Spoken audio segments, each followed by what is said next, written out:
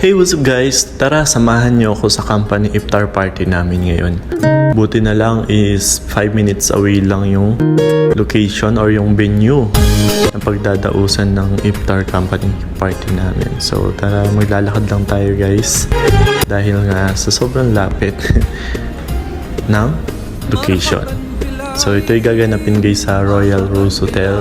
Isa sa mga pansinin na hotel dito sa Abu Dhabi guys. Dahil yung design niya sa labas na parang nasa Italy. As you can see, diba? Mas maganda yan guys sa gabi kasi parang napapalibutan siya ng mga maliliit na ilaw na parang kandila. Yan nga ang Royal Rose Hotel. Dahil nga Ramadan, ganyan yung mga display nila ngayon.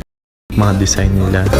Pagpasok mo pa lang guys, okay naman, maganda tong malaking chandelier nila. Ito na nga, papasok na tayo guys. Siyempre yung una kong hanapin dito yung mga pagkain. Ayan, mga pagkain guys, mga sweets, mga dessert, may mahilig sa sweet, and of course ayan, mga iba't ibang cuisine. So mostly guys, mga Arabic food and Indian food ang prepare nila ngayong gabing ito. Ayan, mga salad, and ito yung mga actually konti na lang kasi nagsiuwian na. Bye bye.